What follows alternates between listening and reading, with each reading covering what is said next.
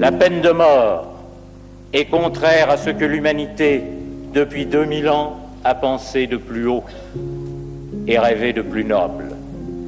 Elle est contraire à la fois à l'esprit du christianisme et à l'esprit de la Révolution. Seul pour la peine de mort, on invente l'idée que la peur de la mort retient l'homme dans ses passions extrêmes. Ce n'est pas exact.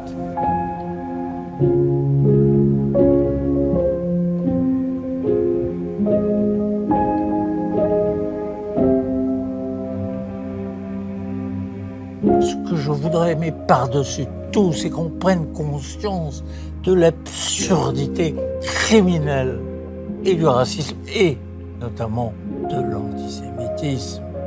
Donc moi, ça m'a toujours mis hors de moi.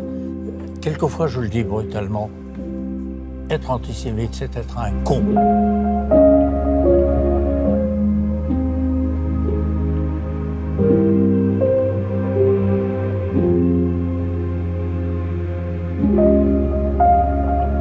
Vous savez, la mesure des libertés, ça se prend au regard des plus défavorisés d'une société, pas des plus favorisés. Il n'y a qu'un sens de l'histoire.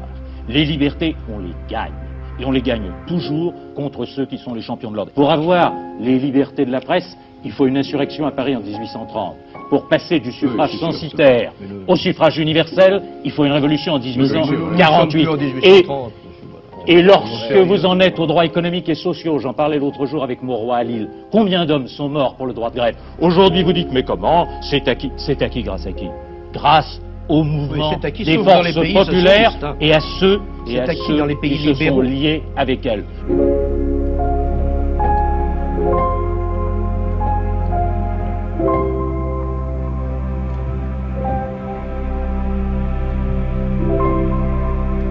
Il ne suffit pas, à cet égard, de rappeler que l'article 1er de la Déclaration universelle des droits de l'homme fait référence à la dignité de tout être humain.